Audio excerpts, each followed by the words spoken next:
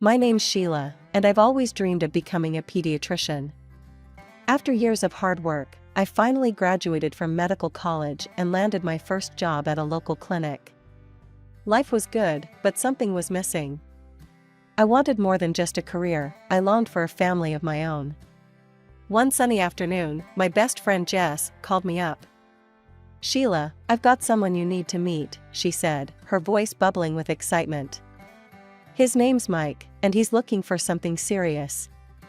I think you two would hit it off." I was skeptical at first. Blind dates weren't really my thing, but Jess was persistent. "Fine," I sighed. "Set it up." A week later, I found myself sitting across from Mike at a small coffee shop downtown. He was tall, with kind eyes and a warm smile that put me at ease almost immediately. "So, Sheila," he said, stirring his coffee. "Jess tells me you're a pediatrician. That must be rewarding." I nodded, feeling myself relax. "It is. I love working with kids." "What about you? What do you do?" As Mike talked about his job as an engineer, I found myself drawn in by his passion and humor. We chatted for hours, losing track of time until the barista politely informed us they were closing. From that moment on, Mike and I were inseparable. We supported each other through long work days and celebrated each other's successes. 2 years flew by in a blur of happiness and shared dreams. We decided on a small, intimate wedding. Neither of us wanted anything flashy, we just wanted to celebrate our love with our closest friends and family. The day was perfect, filled with laughter and happy tears. As we exchanged vows, I looked into Mike's eyes and saw our future stretching out before us. A home filled with love, the pitter-patter of little feet, a lifetime of happiness together. After the wedding, I began to communicate more with Mike's mother, Linda. She was a petite woman with graying hair and sharp eyes that seemed to take in everything at once. As we chatted over dinner that night, Linda couldn't stop talking about how excited she was to be a grandmother someday. "All my friends are already spoiling their grandkids," she said with a laugh. "I can't wait for my turn." I exchanged a glance with Mike, feeling a mixture of excitement and nervousness. We hadn't really discussed children yet, but I knew I wanted them. Seeing the soft smile on Mike's face, I realized he did too. The first year of our marriage flew by in a whirlwind of love and laughter.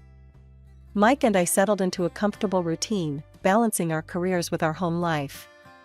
We talked about starting a family, agreeing that we were ready to take that next step. Linda's enthusiasm for grandchildren only grew stronger with each passing month. At first, her eagerness was endearing, but as time went on, it started to feel like pressure. "Sheila, dear," she'd say during our weekly family dinners, "have you thought about when you'll start trying for a baby? Mike's not getting any younger, you know." I'd force a smile, trying to hide my discomfort. "We're working on it, Linda. These things take time." But as the months passed without a positive pregnancy test, I started to worry. Was something wrong?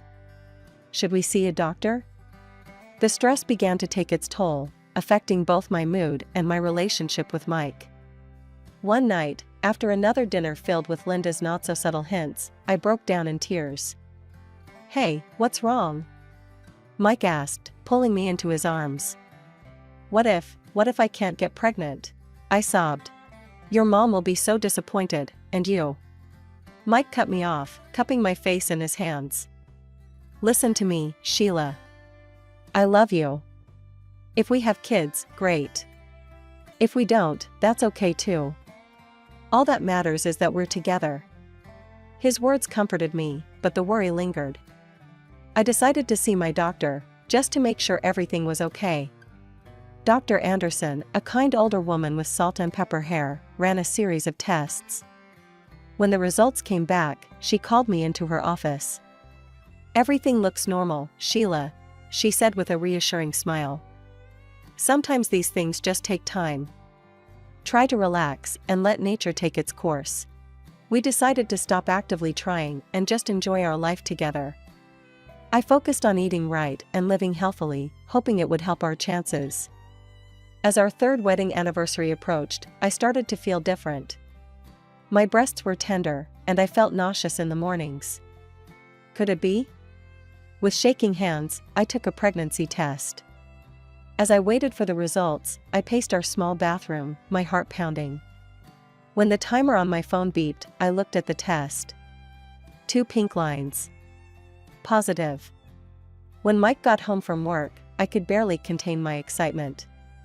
I'd wrapped the positive test in a small box with a bow. "What's this?" he asked, looking confused. "Open it," I urged, grinning from ear to ear. As he lifted the lid and saw the test, his eyes widened.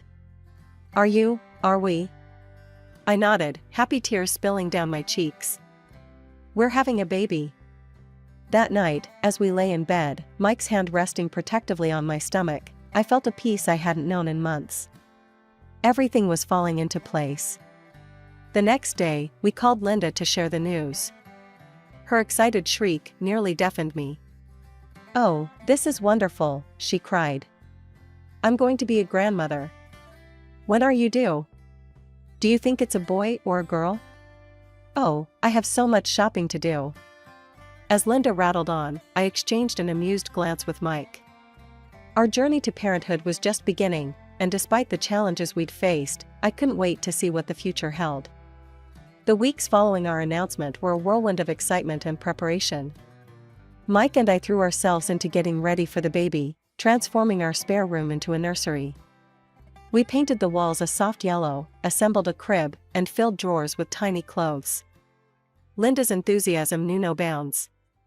She showered us with gifts, onesies, blankets, toys, and called almost daily with advice and questions. I appreciated her excitement, but sometimes it felt overwhelming. One day, after she'd announced our news to what felt like the entire town, I had to have a word with her. "Linda," I said gently, "we're thrilled you're excited about the baby. But could you maybe tone it down a bit? We're trying not to tell everyone just yet." She looked hurt for a moment, but quickly recovered.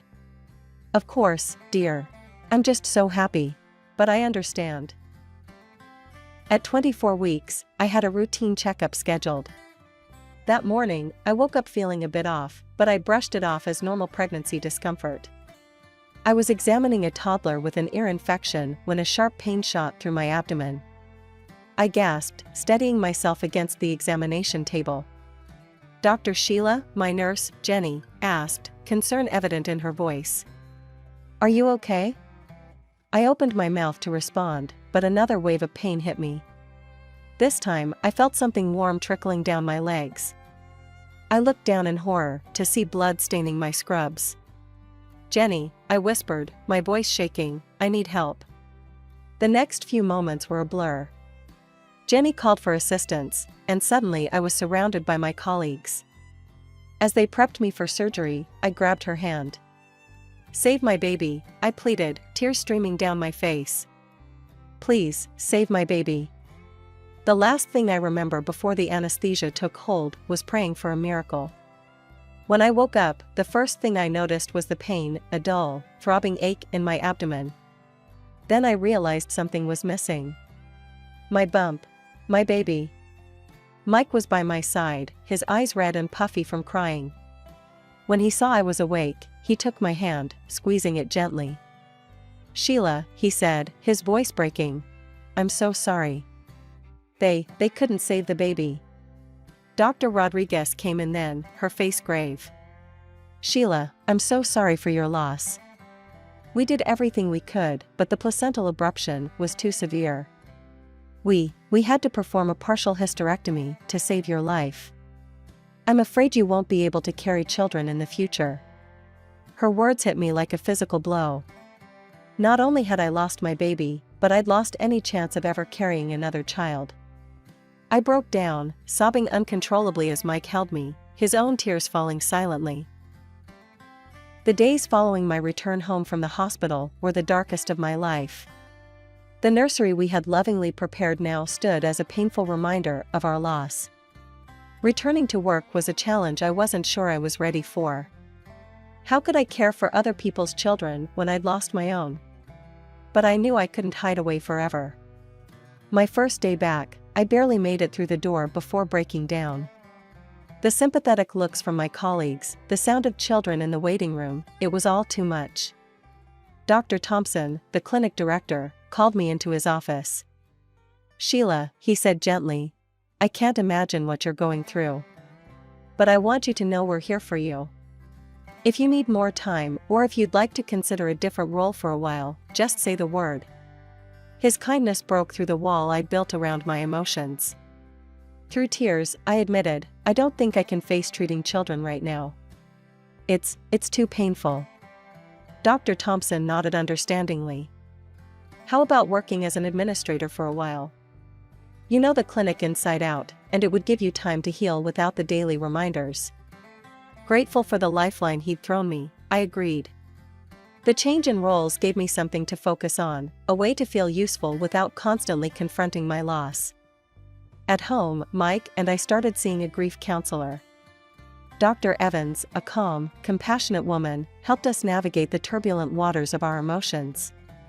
"It's okay to not be okay," she'd remind us. "Grief isn't linear. There will be good days and bad days.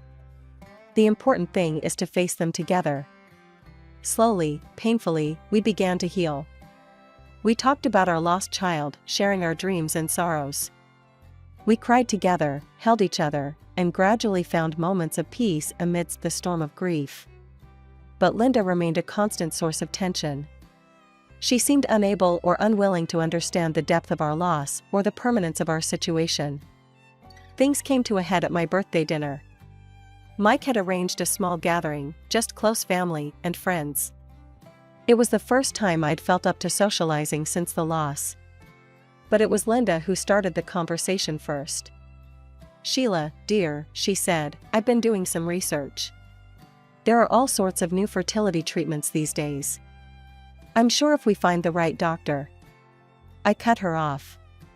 "You know," I said cautiously, "Mike and I have been talking. We've been thinking that maybe, someday, we might consider adoption." The table fell silent. I looked around, hoping for support, but was met with mixed reactions. Mike squeezed my hand encouragingly, but Linda's face twisted in disgust. "Adoption," she spat out the word as if it tasted bad. "Oh no, that won't do at all. Can you imagine? Some stranger's child, probably with all sorts of problems. Who knows what kind of family they came from? No, you need your own child, not some cast-off." I felt as if I'd been slapped. Mike's face darkened with anger. "Mom," he said, his voice dangerously low, "I think it's time for you to leave." As Linda gathered her things, muttering about ungrateful children, I sat frozen, tears streaming down my face. Our healing, as fragile as it was, felt shattered all over again. In the days that followed, Linda tried to reach out, leaving voicemails and sending text messages. But neither Mike nor I was ready to face her. We needed time to process and heal. At work, I threw myself into my new administrative role. The distance from direct patient care was helping, but I still felt a pang every time I heard a child's laughter echoing down the hallway. Dr. Thompson was supportive, always checking in to make sure I was coping okay.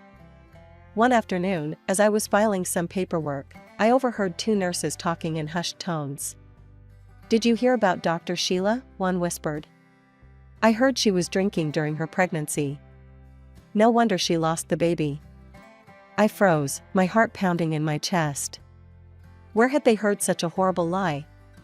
I hadn't touched a drop of alcohol since before we started trying for a baby. Shaking, I retreated to the bathroom, locking myself in a stall as tears streamed down my face. How could anyone think that? How could they be so cruel?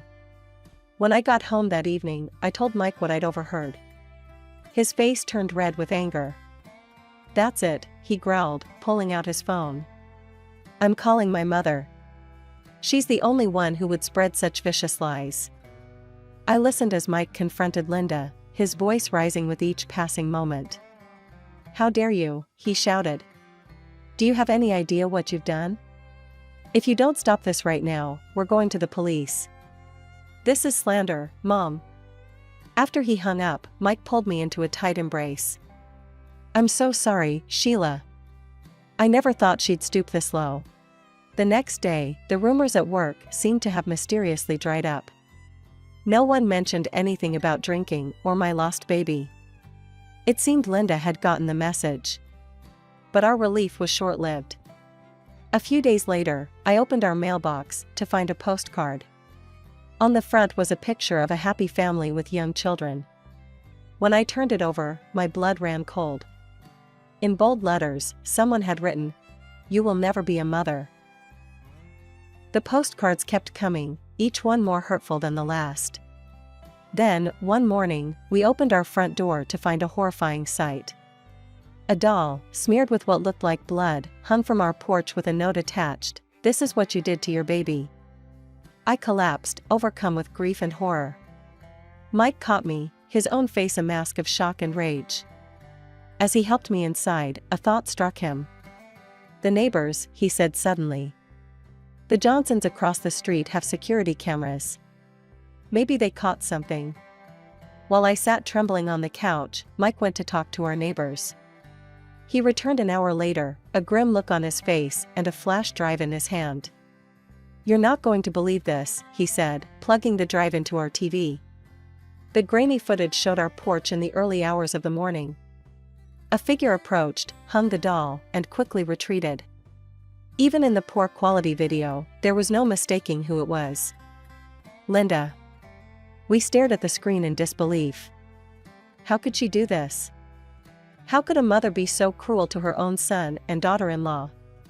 We pulled up to Linda's tidy suburban home, its cheerful exterior a stark contrast to the ugliness we were about to confront.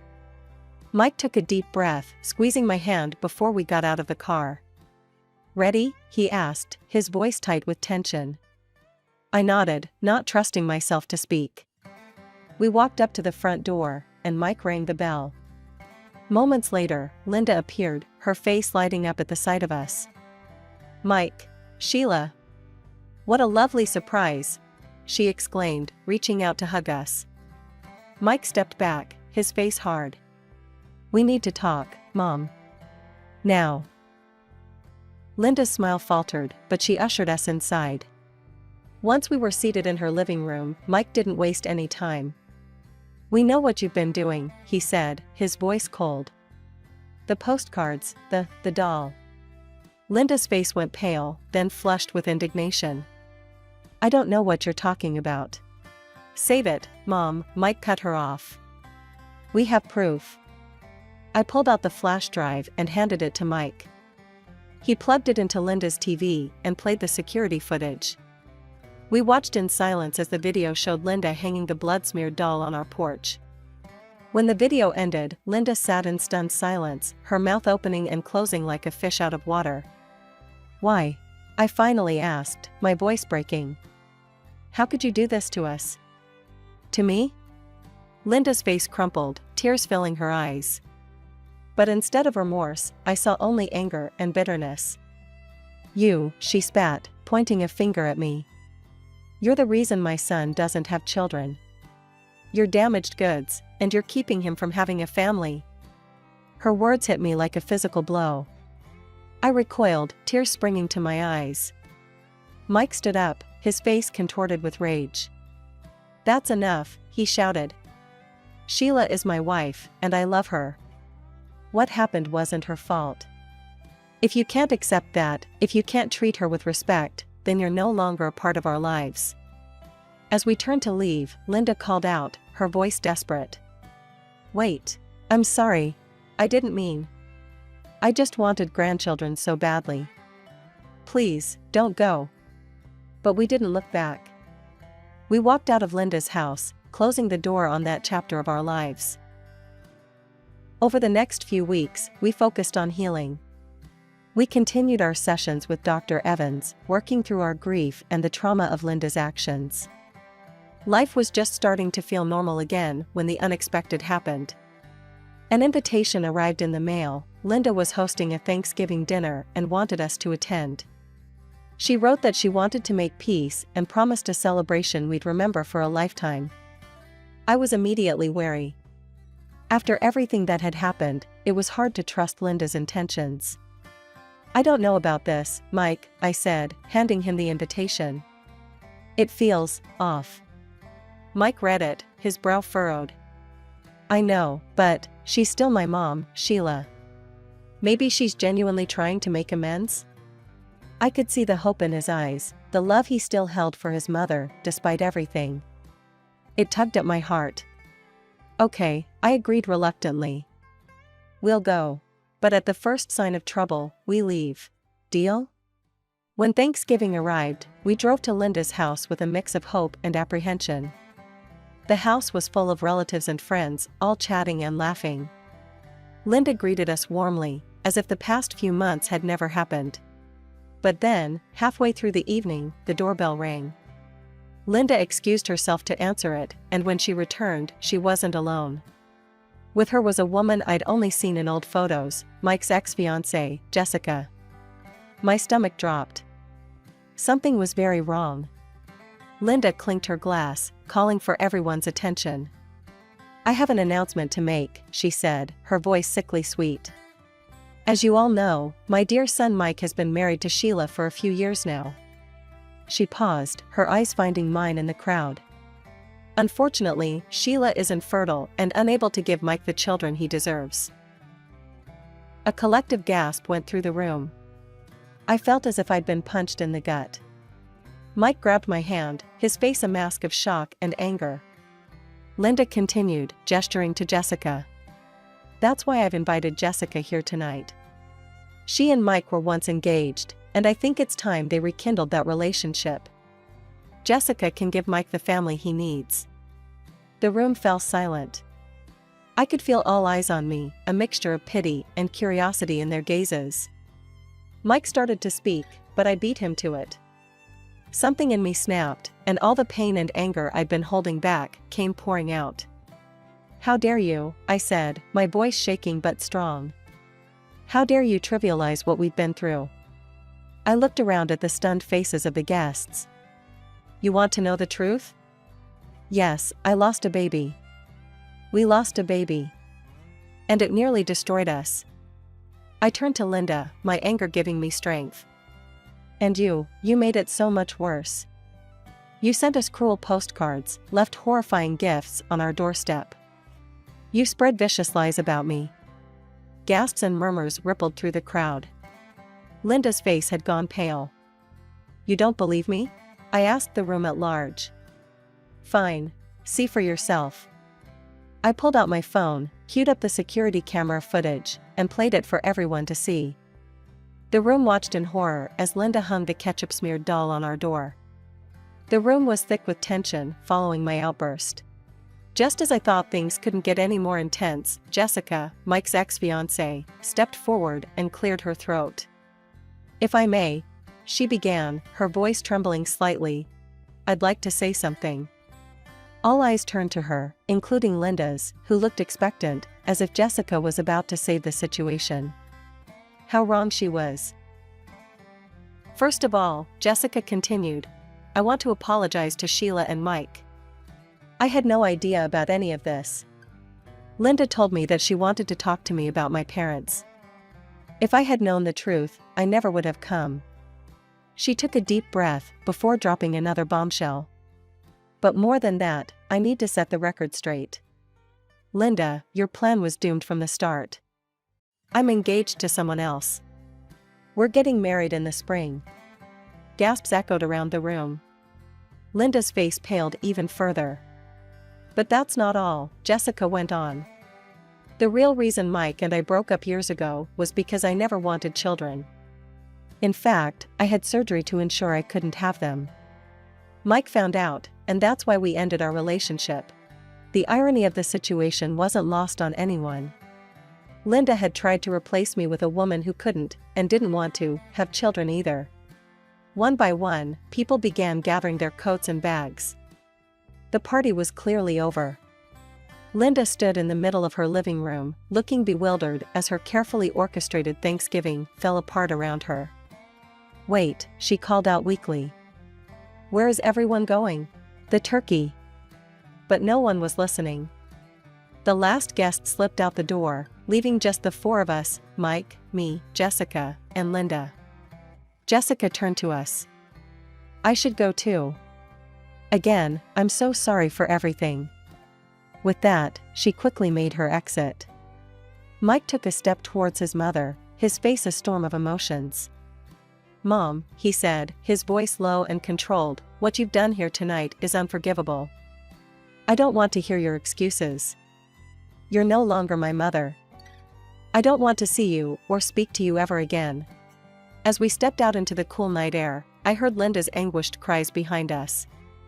For a moment, I almost felt sorry for her. Almost. We decided that we needed to make a clean break. We sent out emails to all our relatives, explaining that we were cutting all ties with Linda. It was a difficult decision, but we knew it was necessary for our mental health and the well-being of our future family. In the weeks following the disastrous Thanksgiving dinner, Mike and I found ourselves at a crossroads. After many long, heartfelt discussions, we made a decision that would change our lives forever. We decided to adopt.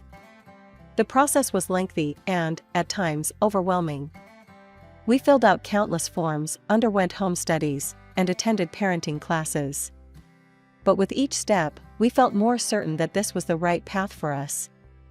Immersing myself in the adoption process allowed me to focus on something positive, pushing the painful memories of Linda's actions to the back of my mind. I even felt strong enough to return to my job as a pediatrician. Just a week later, we received the news we'd been hoping for: we'd been approved for adoption. Our caseworker called to tell us about a 3-year-old boy named Ethan who needed a forever home. The day we met Ethan was one I'll never forget. He was small for his age, with a mop of curly brown hair and the biggest brown eyes I'd ever seen. He was shy at first, hiding behind his social worker's legs, but it didn't take long for his curious nature to win out. "Do you like dinosaurs?" he asked Mike timidly, holding up a worn T-Rex toy. Mike's face lit up. "I love dinosaurs. Did you know that T-Rex had the strongest bite of any land animal ever?" Ethan's eyes widened with wonder, and just like that, a connection was formed. One day, as we were preparing to leave after a visit, Ethan looked up at us with those big brown eyes and asked, "Are you going to be my new mommy and daddy?" Mike and I exchanged glances, our eyes filling with tears of joy. "We'd like to be," I said softly. "Would you like that?" Ethan nodded enthusiastically, then threw his arms around us both. As we drove home that day, my heart felt fuller than it had in years. We still had a long road ahead, paperwork to complete, adjustments to make, a lifetime of love to give. But for the first time in a long time, I felt truly hopeful about the future.